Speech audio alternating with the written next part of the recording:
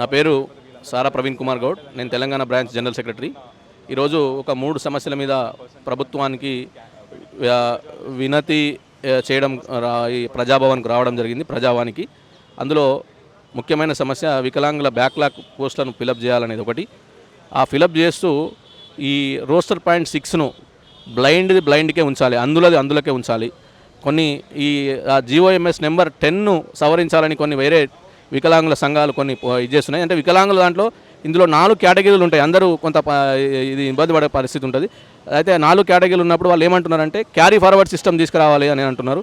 ఆ carry forward system అనేది తీసుకురావద్దు, మా పోస్టులు మాకే ఉంచాలి, వాళ్ళ పోస్టులు వాళ్ళకే ఉంచాలి. ఎందుకంటే మేము పురుషుడు లేనప్పుడు స్త్రీకి ఇవ్వాలి, స్త్రీ లేనప్పుడు పురుషుడికి ఇవ్వాలి, కానీ ఇంకో కేటగిరీని తీసుకొచ్చి ఇలా చేర్చొద్దని చెప్పి ఒక ఉద్దేశం. రెండోది ఆర్పిడి యాక్ట్ 2016 ప్రకారం మాకు వికలాంగులకు కమిషనర్ని ఏర్పాటు చేయాలి, ఐఏఎస్ ఆఫీసర్ని ఏర్పాటు చేయాలి. ఇప్పుడు ఉన్న కమిషనర్ మాకు సెక్రటరీగా ఉన్న మన డైరెక్టర్గా ఉన్నారు, ఆ డైరెక్టర్ హోదాలో ఉన్నారు. కాబట్టి కమిషనర్ను ఏర్పాటు చేయాలి. ఆ కమిషనర్ ఏర్పాటు చేసినట్టయితే కొన్ని సమస్యలు ఇంత దూరం రావాల్సిన అవసరం ఉండదు. ఇంత దూరం రాకుండా మనము సమస్యలు తొందరగా అక్కడి నుంచి అక్కడనే సమస్య సాల్వ్ అయ్యే అవకాశం ఉంటుంది. ఇంకొకటి మూడో పాయింట్ ఏంటంటే ఆర్టీసీ సమస్య మాకు గుదిబండగా మారింది వికలాంగులకు. ఈ ఆర్టీసీలో సిటీలో మాత్రం అందులకు కానీ వికలాంగులకు కానీ ఆర్డినరీలో ఫ్రీ ఉంటుంది, మెట్రో ఎక్స్ప్రెస్లో ఫ్రీ ఉండవు. ఇప్పుడు వచ్చిన సమస్య ఏంటంటే మొత్తము ఇప్పుడు ఆర్డినరీలు తక్కువైపోయినాయి, మెట్రో ఎక్స్ప్రెస్లు ఎక్కువైపోయినాయి. ఇది మేము ఏమడుగుతున్నామంటే మెట్రోలో కానీ ఆర్డినరీలో కానీ సిటీలో ఏ సర్వీస్ తిరిగినా మాకు అన్నిట్లో ఫ్రీగా ఇవ్వాలి, ఫ్రీగా ఇస్తూ కొంత డబ్బులు తీసుకోవాలి. ఇంకోటి డిస్ట్రిక్ట్లలోకి వచ్చేసరికి పల్లె వెలుగులో ఆఫ్ టికెట్ ఉంటుంది. ఆఫ్ టికెట్ కాకుండా ఫ్రీగా ఇచ్చి ఎక్స్ప్రెస్లో, పల్లె వెలుగులో, రాజధాని డిలక్స్లో ఇవన్నీ ఏవైతే పై సర్వీసులు ఏవైతే ఉన్నాయో అన్నిట్లో కూడా ఫ్రీగా ఇచ్చి మా దగ్గర కొంత డబ్బులు తీసుకోండి. నెలకు తీసుకుంటారా, సంవత్సరానికి తీసుకుంటారా, మీరు గైడ్లైన్స్ ప్రకారం ఏ విధంగా తీసుకుంటారో కొంత తీసుకొని కొంత ఇప్పుడు మీకు భారం పడేది ఎక్కడ ఉండదు, ఒక పురుషులపైనే భారం పడుతుంది. ఇప్పుడు ఆల్రెడీ మహిళలకు వికలాంగుల మహిళలకు ఆల్రెడీ మీకు మా కోటలో మహాలక్ష్మి కోటలో వాళ్ళు వచ్చేస్తున్నారు. కాబట్టి ఓన్లీ పురుషులకు మాత్రమే మీరు ఇవ్వాల్సిన ప్రభుత్వం పైన భారం ఉంటుంది. కాబట్టి ఇది ఆల్రెడీ మేనిఫెస్టోలో కూడా ఉంది. కాబట్టి ప్రభుత్వం చొరవ తీసుకొని ఇది తొందరగా సాల్వ్ చేసే విధంగా చూడాలని చెప్పి ప్రభుత్వాన్ని విజ్ఞప్తి చేస్తాము. ఆ అధికారులను మేము ఇంతకుముందు రెండో తారీఖు నాడు ప్రజాభవన్లో జనవరి 2 నాడు ప్రజాభవన్కి వచ్చి లెటర్ ఇచ్చాము. మళ్ళీ 3వ తారీఖు నాడు మంత్రి సీతక్క గారిని కలిసాము. ఆ తర్వాత పొన్నం ప్రభాకర్ గారిని కూడా ఆర్టీసీ మినిస్టర్ని కలిసాము. మళ్ళీ సజ్జనార్ను కూడా మన ఆర్టీసీ ఎండీ సజ్జనార్ గారిని కూడా కలిసాము. ప్రభుత్వం దగ్గర ఉంది, ప్రభుత్వం పరిశీలనలో ఉంది అని ఎండీ గారు అంటున్నారు. మరి ప్రభుత్వం దగ్గరికి పోతేనేమో మేము ఆర్టీసీ మన సీతక్క గారి దగ్గరికి వెళ్తేనేమో ఆర్టీసీ మినిస్టర్ గారితో మాట్లాడడం తొందరగా సమస్య పరిష్కారం అవుతుందని చెప్పి వాళ్ళు చెప్పారు. అడ్డ మీదకి పోయి కైకిలు చేసుకొని బతుకుతాం. మా బాధను అర్థం చేసుకోండి, జర అర్థం చేసుకొని మాకు ఏదన్నా చేస్తే మీకు పుణ్యం ఉంటుంది. మాకు చాలా బాధ ఉన్నది, మేము కిరాయిలు కట్టలేకపోతున్నాం, బాగా ఇబ్బంది ఉంది. ప్రతి ఒక్క మనిషే పని చేసుకోవాలి, ఇంట్లో ఒక మనిషి ఎల్ల తీయాలంటే మాకు చాలా ప్రాబ్లం అవుతుంది. దయచేసి మాకు అవి అలర్ట్ చేస్తే బాగుంటుంది. ఎన్ని ఇళ్ళు రావాలమ్మా? కావాల్సిన ఇళ్ళు ఎన్ని ఉన్నాయి అక్కడ? ఉన్నాయి 50 ఇళ్ళ దాకా ఉన్నాయి, ఆడ ఉన్నాయి కానీ ఇస్తలేరు, ఏది చెప్తలేరు. మేము ఎన్నిసార్లు అప్లికేషన్ పెట్టినా రెస్పాన్స్ లేదు. నాకు ఏమనట్లేదు, పోయినప్పుడు వస్తాయమ్మా టైం పడుతుంది అంటారు, ఏది లేదు. మాకు గంగుల కమలాకర్ దగ్గర కూడా వెళ్తే బాగా చేసినాక మేము నల్ల సౌకర్యం లేదమ్మా, వాటర్ సౌకర్యం చేసినాక ఇస్తామని చెప్పిండ్రు. ఇంతవరకు ఎవరు ఇచ్చిన వాళ్ళు లేరు, ఎవరు లేరు. అందరు తాళాలు వేసి ఉన్నాయి, ఆ తాళాలు వేసి ఉన్నాయి. అందరు దర్వాజాలు వాళ్ళ కొట్టుకొని, గొల్లాలు వాళ్ళ కొట్టుకొని, అన్ని గద్దెలు వాళ్ళ కొట్టి పోతున్నారు తప్ప అందులో ఉన్న వాళ్ళు ఎవరు లేరు.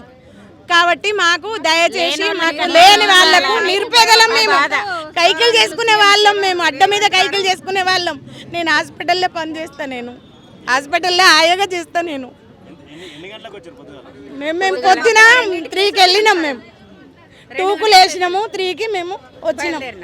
3కి బయలుదేరి 6:30 వరకు మేము జేబీఎస్లో దిగినాం. ఇక అక్కడి నుంచి ఇక మాకు బస్ దొరికితే బస్సు, ఆటో దొరికితే ఆటో, ఇంతమందిని గ్యాదర్ చేసుకొని వచ్చినాం. మేము కొంచెం మా బాధను కూడా అర్థం చేసుకోండి. కొంచెం మాది తీసుకుపోయి సీఎం సార్కు కొంచెం మీరు దయచేసి మా బాధ మీడియాకి ధన్యవాదాలు. మాకు మాత్రం న్యాయం జరగాలండి. మేము ఇంత దూరం వచ్చినందుకు మాకు న్యాయం జరగాలి. మేము ఇంత దూరం వచ్చినాం. మా ఎమ్మెల్యే దగ్గరికి వెళ్ళినా ఎక్కడికి వెళ్ళినా కూడా ఇదే పరిస్థితి. ఆ అమ్మ వస్తాయి, వాటర్ లేవు, వాటర్ సౌకర్యం చేసినాక ఇస్తాం, అది ఇది అని చెప్పడం, తోలడం, ఇట్లా ఒక 3 సంవత్సరాల నుంచి నడుస్తుంది. విన్నామా? బస్సు బాగుంది, బస్సు ఏం బాగుంది? బస్సు పెట్టే బదులు మనిషికి ఒక 2500 పెడితే 2500 ఇస్తే అయిపోతుంది కదా. ప్రయాణం చేస్తాం మేము రోజు మేము బస్సులెక్కి పోం కదా, రోజులు బస్సులెక్కి ప్రతిరోజు ప్రయాణం చేయం కదా, చాలా ఇబ్బంది అవుతుంది, చాలా ఇబ్బంది అవుతుంది. ఆ స్కీమ్ పెట్టకుండా వేరే ఏదన్నా ఇట్లా పిల్లలు చదువుకున్న వాళ్ళు ఉన్నారు, ఇట్లా ఇంట్లో ఉపాధి ఏది పని చేసుకొని వాళ్ళు బయటకు వెళ్ళని వాళ్ళు ఉంటారు, వాళ్ళకు 2000, 2500, 3000 రూపాయలు ఇస్తామని చెప్తే అది బాగుంటది. ఈ బస్సు పెట్టి అందరినీ తన్నుకొని సాగమని పెట్టిండ్రు. ఈ బస్సు ఎందుకు? ఆ బస్సు ఎందుకు? ఆ బస్సు ఏం పనికా బస్సు? అందరికి చాలా మంది ఉన్నారు నిరుద్యోగ మీకు ఆర్థికంగా మెరుగుపడుతుందని చెప్పే కదా మీకు ఫ్రీ బస్.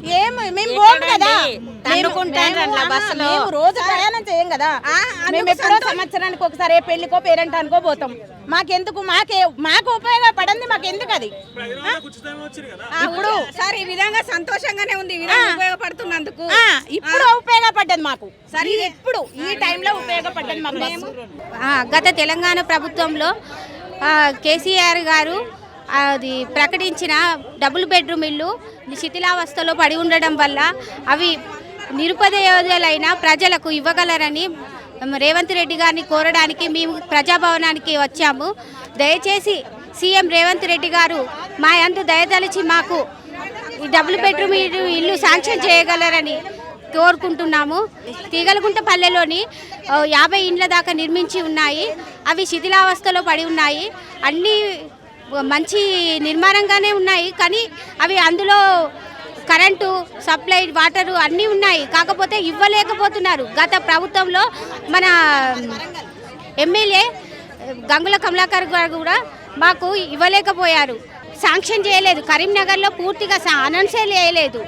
ఒక్క నిరుపయోగకు కూడా డబుల్ బెడ్రూమ్ ఇవ్వలేదు, ఎవరికి ఇవ్వలేదు, అన్ని కట్టి అట్లా పెట్టిండ్రు. చింతకుంటలో కట్టారు, తీగలగుంట పల్లెలో కట్టారు, పద్మనగర్లో కట్టారు, అపార్ట్మెంట్ లాగా కూడా నిర్మించారు. అవి కూడా శిథిలావస్థలో పడి ఉంటున్నాయి. అవిటిని మాకు ఇవ్వగలరని మన రేవంత్ రెడ్డి గారిని కోరుచున్నాను. గంగుల కమలాకర్ గారి కూడా విజ్ఞప్తి చేస్తున్నాను.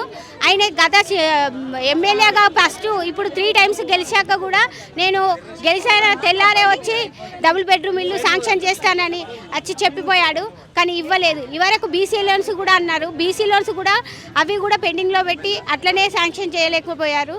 దయచేసి ఈ బీసీ లోన్స్ ఉన్ను ఈ మన డబుల్ బెడ్రూమ్ ఇల్లు శాంక్షన్ చేయగలరని ఈ ప్రభుత్వంలో ఎవరికి డబుల్ బెడ్రూమ్లు ఇవ్వలేదు, అసలు ఇండ్లే ఇవ్వలేదండి.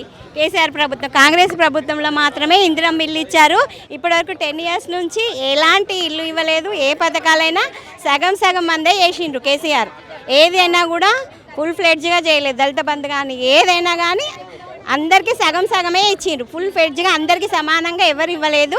రేవంత్ రెడ్డి సార్ మాత్రమే అందరికీ సమానంగా ఇస్తుండ్రని అనుకుంటున్నాం. ఇప్పటి వరకు కాంగ్రెస్ ప్రభుత్వంలో మాత్రమే ఇందిరమ్మ ఇల్లు ఇచ్చారు. ఇప్పుడు కూడా రేవంత్ రెడ్డి గారు ఇస్తారని మేము భావించి ఇక్కడికి వచ్చినామండి. Please subscribe to KTV Telugu. KTV Telugu. KTV Telugu channel.